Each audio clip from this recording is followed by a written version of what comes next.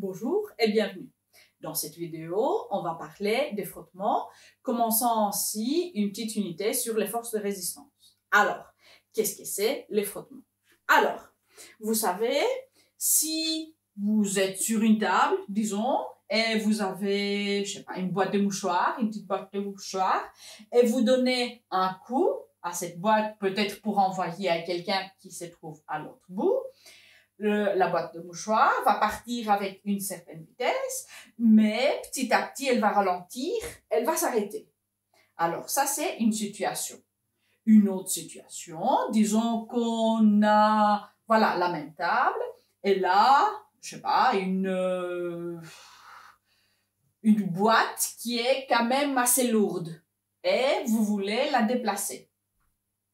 Vous commencez, disons ici, c'est votre main, à pousser, avec votre doigt, exerçant une force. Et au début, quand vous exercez une force qui est petite, pas importante vraiment, la boîte ne bouge pas. Et vous devez mettre plus d'effort.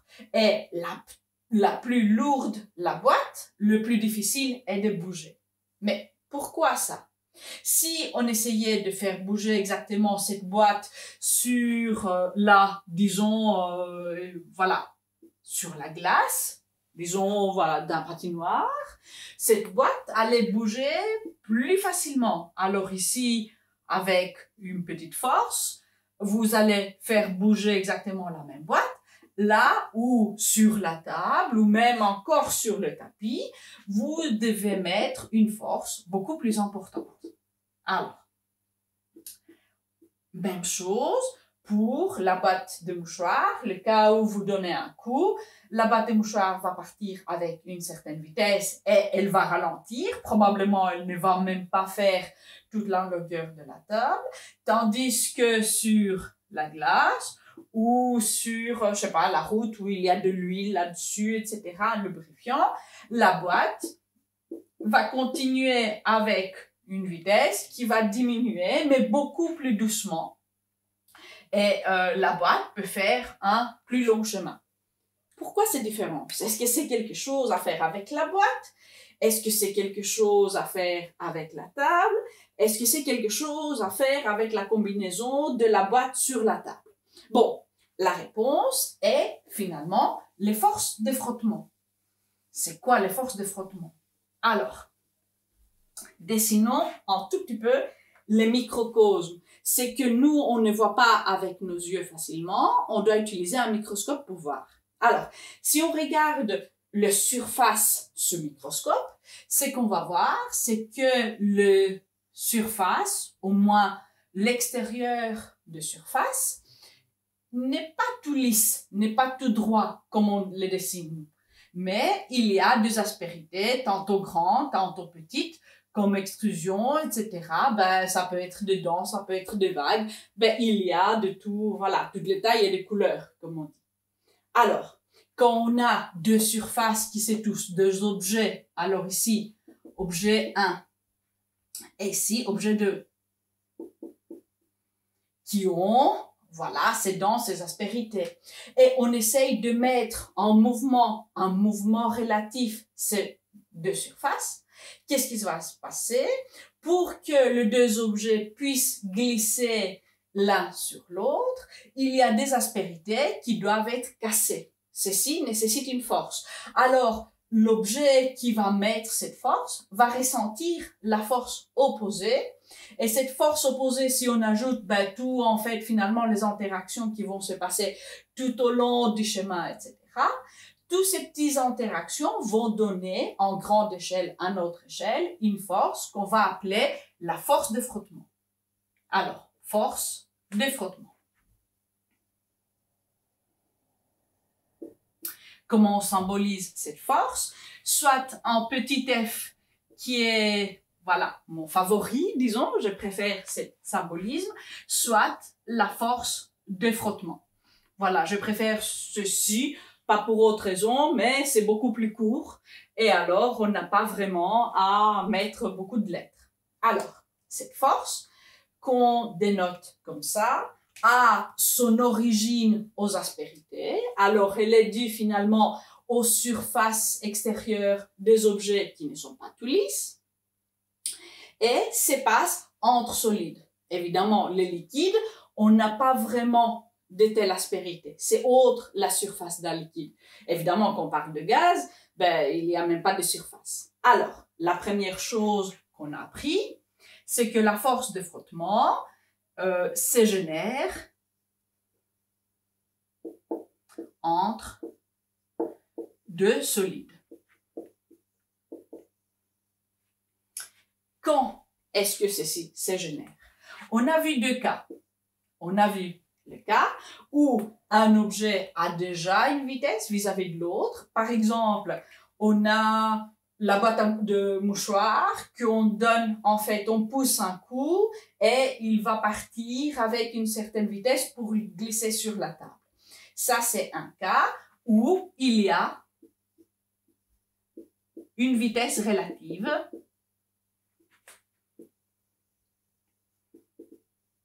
entre les deux surfaces. Alors, pas seulement on a des frottements quand il y a une vitesse relative, mais comme l'autre exemple a montré, il y a en fait une force de frottement quand il y a une vitesse, disons, potentielle. Je vous explique ces mots, potentiel.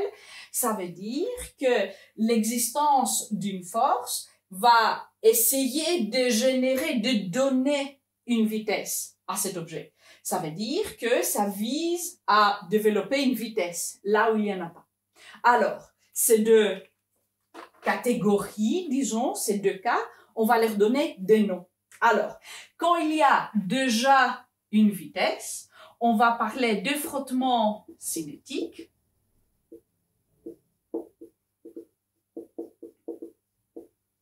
Et quand les objets sont relativement à l'arrêt vis-à-vis de l'un l'autre, et il y a une force qui veut changer ceci, alors quand on est dans le cas de vitesse potentielle, on parle de frottement statique. Les deux sont légèrement différents. Il n'y a pas vraiment une différence énorme, mais on verra tout à l'heure. Alors, on a une force qui se génère entre solides qui sont en mouvement ou en mouvement potentiel. Maintenant, vers où est-ce cette force? Cette force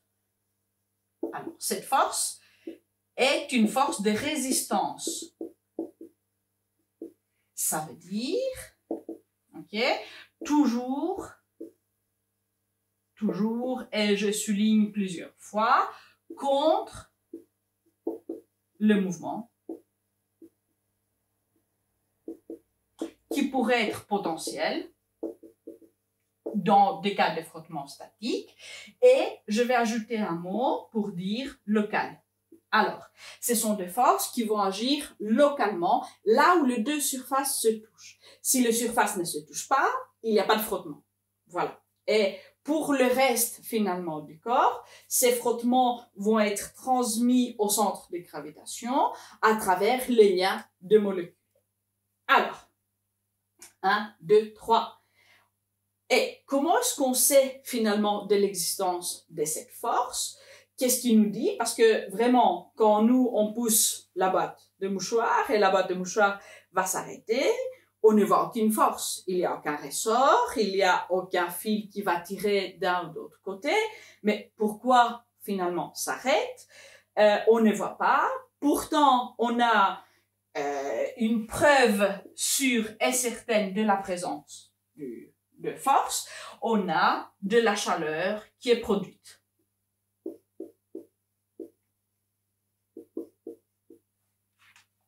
La chaleur qui est produite, c'est exactement finalement l'énergie cinétique que le corps va perdre lors en fait de ses déplacements jusqu'à l'arrêt ou même en ralentissant. Alors, regardons maintenant de quoi va dépendre cette force. Et est-ce qu'on peut arriver à une formule, à quantifier cette force? Jusqu'à maintenant, on a vu comment c'est génère ou c'est génère, etc. Mais on ne peut pas mettre de valeur à ça.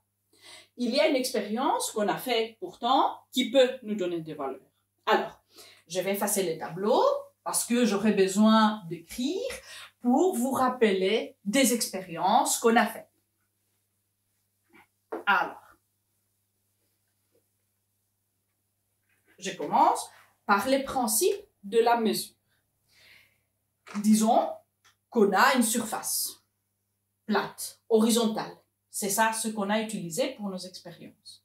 Et on a un objet quelconque qui va rester sur une surface.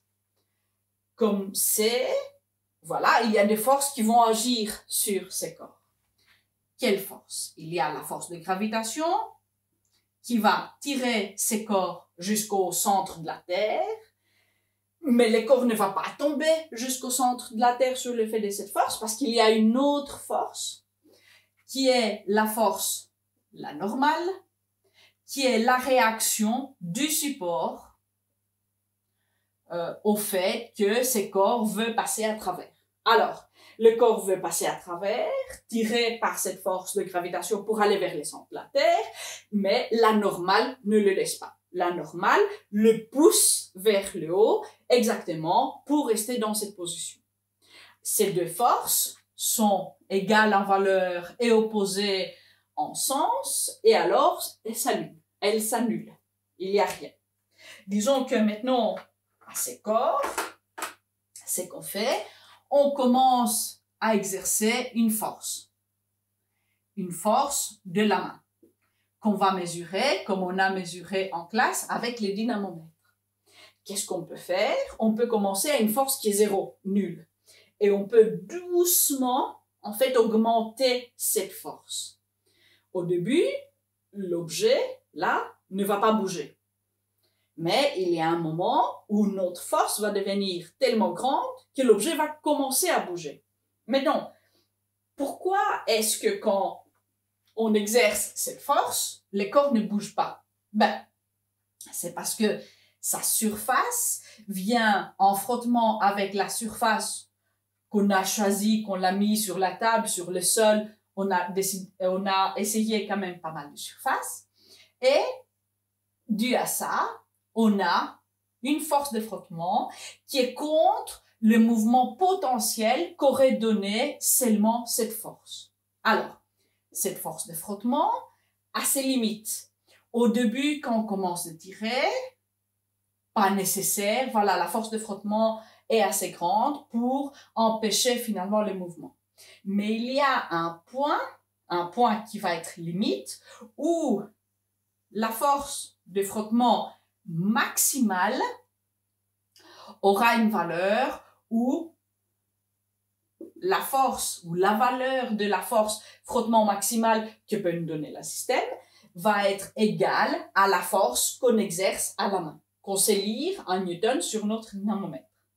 Alors, à ces points-là, qu'est-ce qui se passe? Ben, les corps, tout doucement, commencent à bouger. Alors, en mesurant la force de la main minimale qui va faire bouger les corps, directement, on mesure la valeur des frottements. Quel frottement? Les frottements maximum. On a utilisé ceci pour mesurer les frottements dans 3 cas distincts. Et alors, on a fait 3 études distinctes séparées en 6 groupes, en fait, en classe. Alors, première expérience, je vous ai donné 2 objets, un objet en MDF et un autre objet en carton. Et je vous ai demandé d'aller avec votre dynamomètre à main pour mesurer la force, de tirer sur différentes surfaces. Alors, vous êtes allé essayer le même objet sur du béton, sur des carrelages, sur le verre, sur votre veste, bref, on a beaucoup. Ce qu'on allait étudier, ce qu'on voulait étudier avec ceci, c'était la dépendance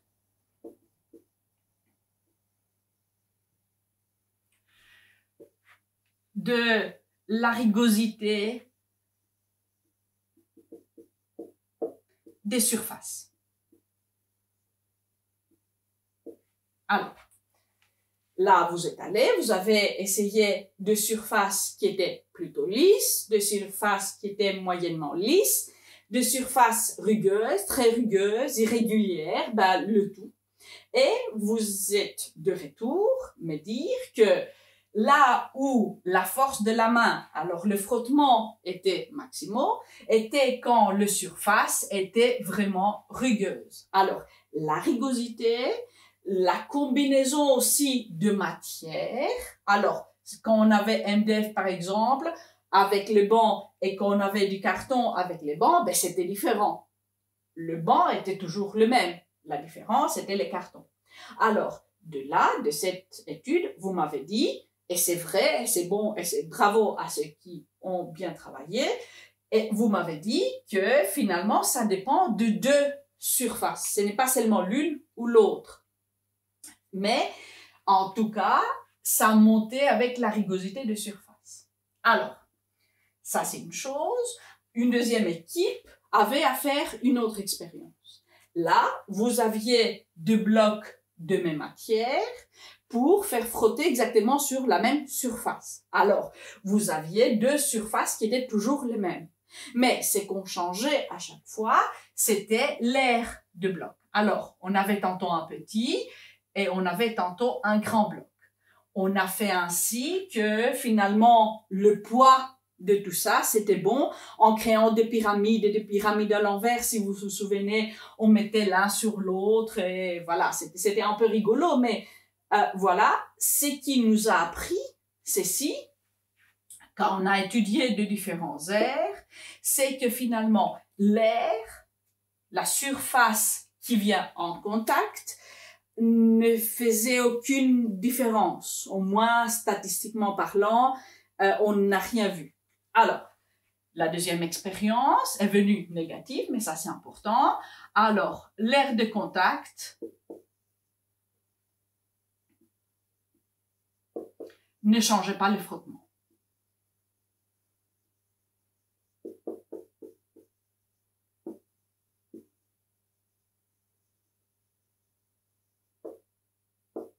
Ok, voilà, ça c'est le 3.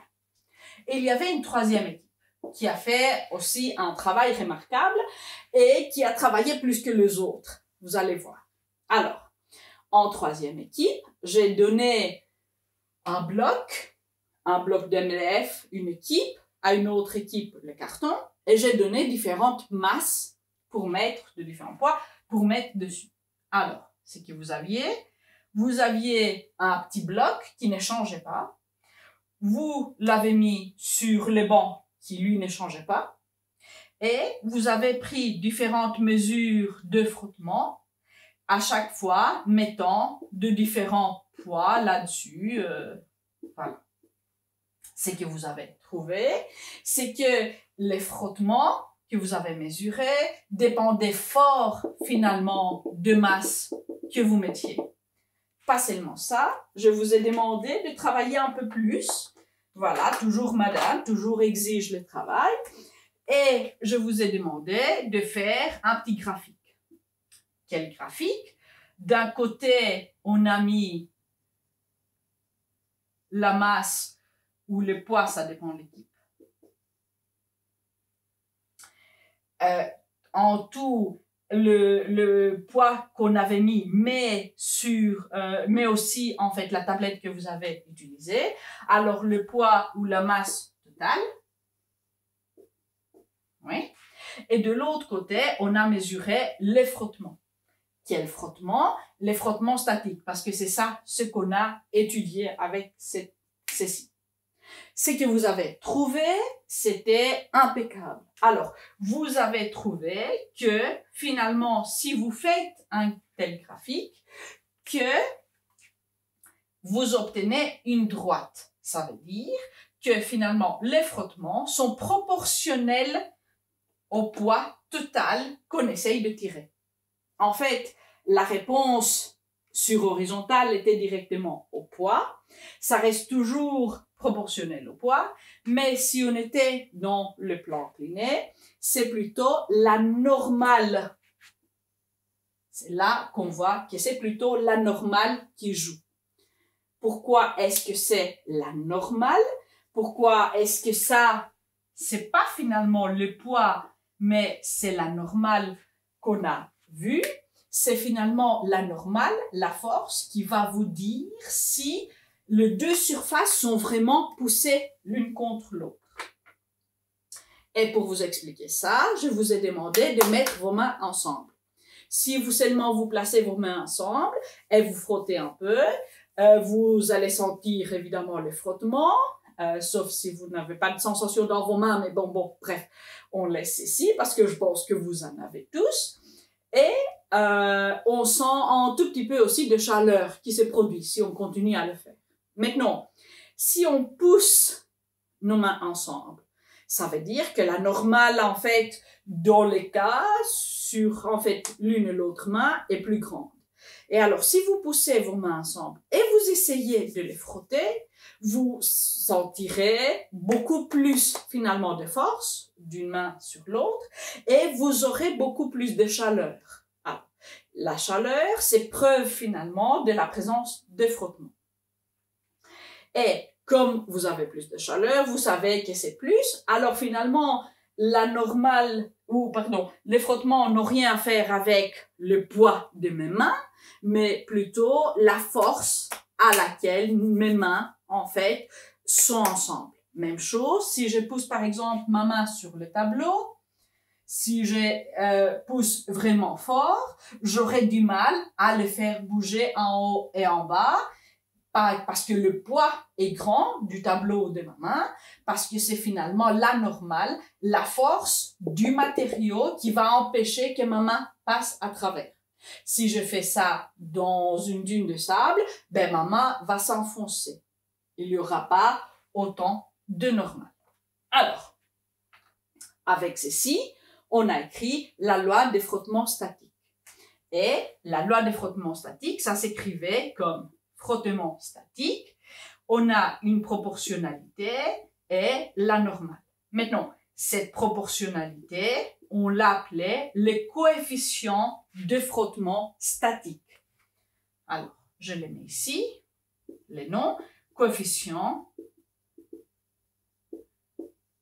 de frottement statique.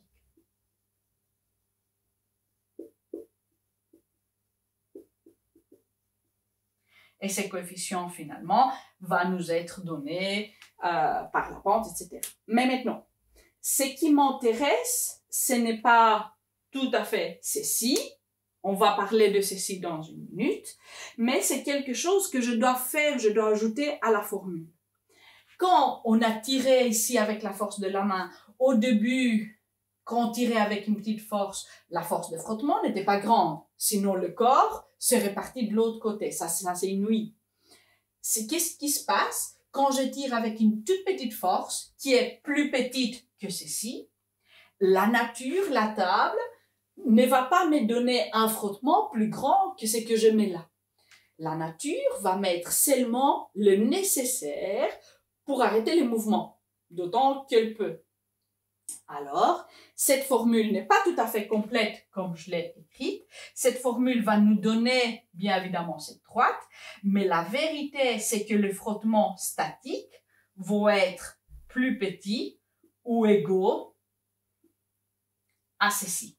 Et là, je vais ajouter un max, parce que le frottement que nous, on a mesuré, c'était les frottements maximaux. C'était là où la table et le corps, on dit on capitule, on vous laisse bouger. Prenez votre objet. Ok? Alors, dans des cas, dans la vie normale, les frottements vont être plus petits ou égaux à ces coefficients de frottement fois n qui est la normale. Maintenant, ces coefficients de frottement, on mesure, il y a des tableurs que vous pouvez trouver avec différents matériaux, etc.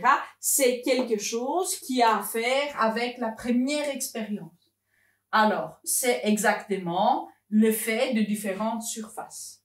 Quand on a une surface rugueuse, ces coefficients de frottement vont être grands. Quand on a des surfaces qui sont plutôt lisses, ces coefficients vont être petits. Maintenant, Ça, c'est à propos des frottements statiques. On a dit qu'on a aussi des frottements cinétiques. Vous vous souvenez, quand la boîte des mouchoirs avait une vitesse et s'est baladée sur la table. Alors, pour le frottement cinétique,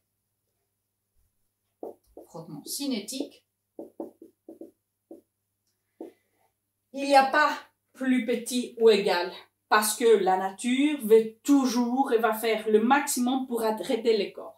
Là, le corps n'est pas encore en mouvement, alors la nature, ça va, peut donner moins, exactement pour éviter les mouvements. Mais là, le mouvement est là, et ça ne lui plaît pas.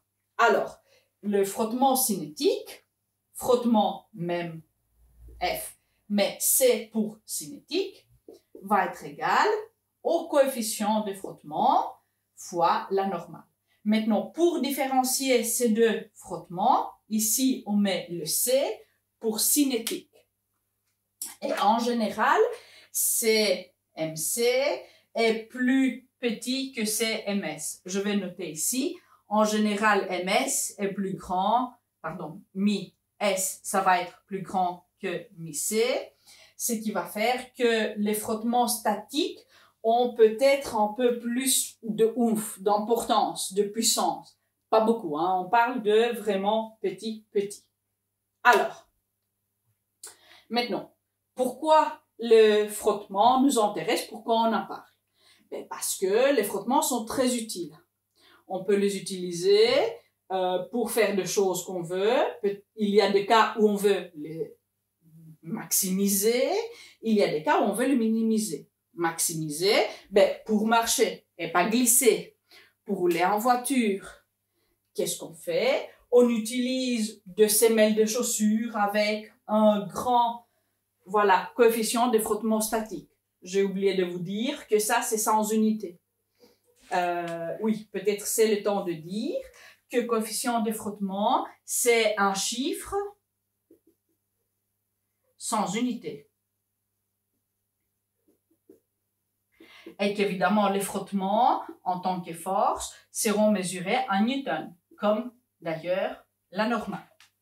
Alors, je disais, pour ne pas tout perdre, qu'il y a des cas où on veut maximiser les frottements. Quand on marche, quand on conduit la voiture, quand on veut que quelque chose reste sur place, sur une pente. Maintenant, il y a des cas où on veut minimiser les frottements. Par exemple, dans des moteurs qui tournent, le frottement va créer des chaleurs, va détruire finalement l'axe qui tourne, ce qu'on appelle l'arbre, etc. Et là, qu'est-ce qu'on fait? On met un peu d'huile, un peu de lubrifiant. Pourquoi? Parce que les lubrifiants vont mettre de distance entre les deux matériaux qui vont passer plus facilement l'un sur l'autre sans trop se cogner les aspérités. Ou ailleurs, est-ce qu'on voudrait avoir moins de frottements? Quand vous faites du patinage, par exemple. C'est pour ça que vous faites du patinage sur la glace et pas sur la boue.